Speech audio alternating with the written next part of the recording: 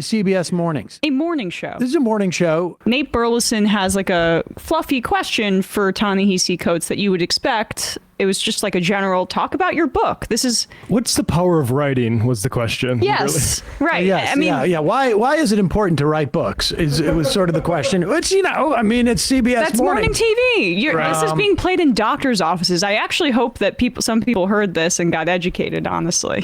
Yeah, this is an interesting exchange. So Ta-Nehisi Coates is speaking, and what is her name too? That's Gayle There's King. no names. Oh, Gayle King is on the set.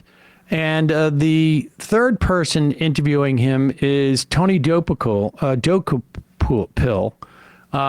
who, these are all regulars on this show. For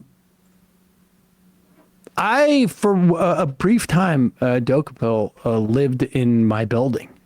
And he was going through a divorce. It became clear. And I say that only because, I know that he has family in Israel. I mean, this is where, now, I don't know if this is really relevant. I mean, people speak about what's going on in America with and without having family in America.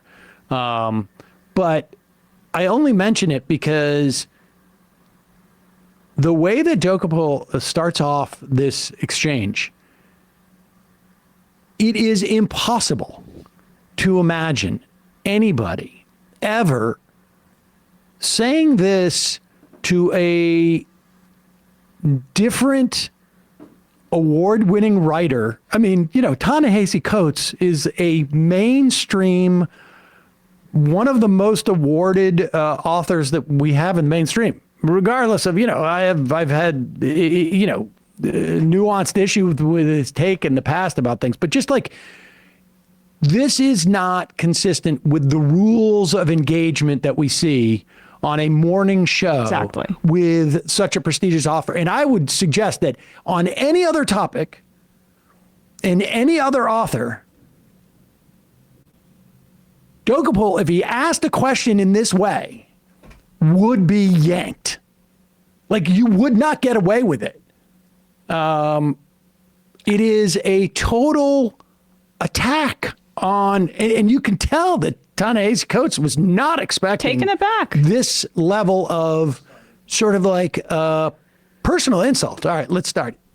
Actually, I want to dive into the Israel-Palestine section of the book. It's the largest section of the book. And I have to say, when I read the book, I imagine if I took your name out of it, took away the awards and the acclaim, took the cover off the book, the publishing house goes away, the content of that section would not be out of place in the backpack of an extremist. Backpack. And so then I found myself wondering, why does Ta-Nehisi Coates, who I've known for a long time, read his work for a long time? I mean, are you kidding me? In the backpack of an extremist? Like, let's just sort of break down what he's saying here. Yep. He's not like just even the use of backpack. What is he saying? That a backpack, like an extremist would write this and put it in his backpack, or an extremist who carries around a backpack? Like, what are we talking about here? He's talking about a terrorist. He's talking about a terrorist who would blow up things. That's what's in a backpack. What was in the backpack in Boston at that bombing? What was in the, backpack? That's what an extremist with a backpack, that's what he's signaling. And this interview is a phenomenal example of Zionism and racism working hand in hand. I mean, he's essentially alluding to the fact that his writing is a terrorist sympathizing book, saying this to his face on morning television. He's not even saying that it's sympathize. It sounds like it was written by a terrorist. By a terrorist. And the idea that you would open up your question this way to anyone else under any other circumstances is, I've never seen anything like that. All right, let's just go back a little bit. Would not be out of place in the backpack of an extremist. And so then I found myself wondering, why does Ta-Nehisi Coates, who I've known for a long time, read his work for a long time, very talented, smart guy, leave out so much? Why leave out that Israel is surrounded by countries that want to eliminate it? Why leave out that Israel deals with terror groups that want to eliminate it? Why not detail anything of the first and the second intifada, the cafe bombings, the bus bombings, the little kids blown to bits? And is it because you just don't believe that Israel in any condition has a right to exist? Well, I would say the perspective that you just outlined, there is no shortage of that perspective in American media. That's the first thing I would say. I am most concerned always with those who don't have a voice, with those who don't have the ability to talk. I have asked repeatedly in my interviews whether there is a single network, mainstream organization in America with a Palestinian American bureau chief or correspondent who actually has a voice to articulate their part of the world. I've been a reporter for 20 years. The reporters of those who believe more sympathetically about Israel and its right to exist don't have a problem getting their voice out. But what I saw in Palestine, what I saw on the West Bank, what I saw in Haifa in Israel, what I saw in the South Hebron Hills, those were the stories that I have not heard. And those were the stories that I was most occupied with. I wrote a 260-page book. Okay, so now, like, you know, I really think, like, Coates is so thrown off by the nature of this question that he's not sure how hard he should go at this point. And so he's basically just saying, like, you know, you're saying that I wasn't representative enough of your perspective in my book. Well, your entire profession is completely devoid of an alternate perspective to the one that you're espousing. Again, he's ignoring the fact that he just said what you're writing is extremist backpack extremism. And I mean, very not so subtle. Like, you're writing like you're a terrorist. And you'll see, though, at one point, Coates starts to realize, like, what's going on. Like, he catches his breath and he starts to get a lot more aggressive. Like, in this moment,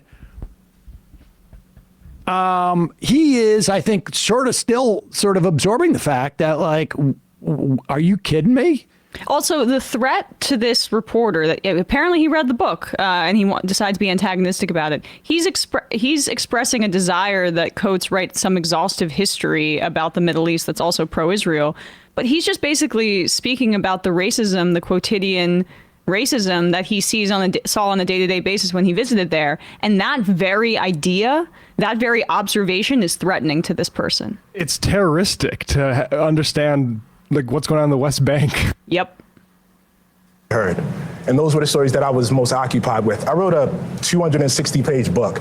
It is not a treatise on the entirety of the conflict between the Palestinians and the Israelis. But if you were to read this book, you would be left wondering, why does any of Israel exist? What a horrific place, committing horrific acts on a daily basis. So I think the question is central and key. If Israel has a right to exist, and if your answer is no, then I guess the question becomes, why do the Palestinians have a right to exist? Why do 20 different Muslim countries have a right to exist? And why do 20 different Muslim... Okay, so why does Israel have a right to exist? Just notice the sleight of hand here. But why do Palestinians have a right to exist? Those are the two sides that he says. Israel's a state. If you were saying, do Jewish people have a right to exist? Do Israelis have a right to exist? And do Palestinians have a right to exist? Okay, then there's an equivalence there. He's talking about a state that was formed and by the United Nations with the support of the West versus an ethnic group of people, and then just casually talks about other Muslim countries. But just pay attention to these little subtleties. Israel has a right to exist, and if your answer is no, then I guess the question becomes, why do the Palestinians have a right to exist? Why do 20 different Muslim countries have a right to exist? My answer is that no country in this world establishes its ability to exist through rights. Countries establish their ability to exist through force, as America did. And so I think this question of right to Israel does exist. It's a fact. The question of its right is not a question that I would be faced with any other country. But you write a book that delegitimizes the pillars of Israel. It seems like an effort to topple the whole building of it. So I come back to the question, and it's what I struggled with throughout this book. What is it that so particularly offends you about the existence of a Jewish state that is a Jewish safe place and not any of the other states out there? Pause it. There's nothing that... All right. as a Jew, I can tell you that what I hear in that question is, why are you an anti-Semite? I mean, that's the sort of like implication of that question. What is it about Jewish state? And I mean, he does a great job of answering it. But just to be clear, and I think this is where like Coates finally realizes, like, oh my God, this guy. All right, go ahead. Is it that so particularly offends you about the existence of a Jewish state that is a Jewish safe place and not any of the other states out there? There's nothing that offends me about a Jewish state. I am offended by the idea of states built on ethnocracy, no matter where they are. Muslim included. I would not want a state where any group of people laid down their citizenship rights based on ethnicity. The country of Israel is a state in which half the population exists on one tier of citizenship, and everybody else that's ruled by Israelis exists on another tier, including Palestinian Israeli citizens. The only people that exist on that first tier are Israeli Jews. Why do we support that? Why is that okay? I'm the child of Jim Crow. I'm the child of people that were born into a country where that was exactly the case of American apartheid. I walk over there and I walk through the occupied territories and I walk down a street in Hebron. And a guy says to me, I can't walk down the street unless I profess my religion. I'm with another pastor. No. I want to. This is very, very important. It is important. It is extremely important. Yeah, lay it down. I'm working with the person that is guiding me is a Palestinian whose father, whose grandfather and grandmother was born in this town. And I have more freedom to walk than he does. He can't ride on certain roads. He can't get water in the same way that Israeli citizens who live less than a mile away from him can. And why is that okay? Why is that? Why is there no agency in this book for the Palestinians? They exist in your narrative merely as victims of the Israelis, as though they were not offered peace at any juncture, as though they don't have a stake in this as well. What is their role in the lack of a Palestinian? I have a very, very, very, very moral compass about this. And again, perhaps it's because of my ancestry. Either apartheid is right or it's wrong. It's really, really simple. Either what I saw was right or it's wrong. I am, for instance, against the death penalty. What the person did to get the death penalty, it really doesn't matter to me. I don't care if they were selling a nickel bag of marijuana or if they were a serial killer. I am against the death penalty. I am against a state that discriminates against people on the basis of ethnicity. I'm against that. There is nothing the Palestinians could do that would make that okay for me. My book is not based on the hyper-morality What's the last of the message Palestinian you want people. In lessons, because many people feel it's complicated. You say it's not complicated. Less than 20 seconds. What's your message? Less than 20 seconds. I want people to read the book. Well, And I don't make the assumption that somebody would just read the book and have read nothing else about Israel and Palestine. You're still invited to High Holidays. I'll see you at the show. I mean it, buddy. Oh, wow. Oh, he means it, buddy. I mean it. Hey, Sam, why don't you lay it down? Lay it down. Lay it down, buddy. I have said in many other contexts there are no there's no zealots like the zealotry of a convert, and I only mention that because Dokapol has written about his circumcision as an adult. Recircumcision. He had his medical circumcision when he was born, but he had another one. It's very graphic. You can look it up if you like. I can't handle that at all. Gonna. But I mean, that is honestly. I unfortunately read it. Yeah. One of the most, the implication that to write something like this, to write something that, and now it's possible. I haven't read the book, so it's possible that Ta-Nehisi Coates has written something that is violent or extremist towards Israel, but I seriously doubt it. What I think he's probably written is there's a tremendous amount of injustice that's going on here. And it's possible that Ta-Nehisi Coates said, the idea that Jews would do this, where do they get off? I also find very hard to believe. It's more likely he's saying, I don't believe that there should be two cohorts of people who ostensibly are in the, under the rule of one authority, and one cohort gets all sorts of rights, and the other is a second or third class, or maybe has absolutely no rights of citizenship whatsoever. That's probably more likely what's going on. And I mean, honestly, like, I don't know that you could take that approach on that show with any other author on any other topic and not be on double, triple secret probation. You lose your job.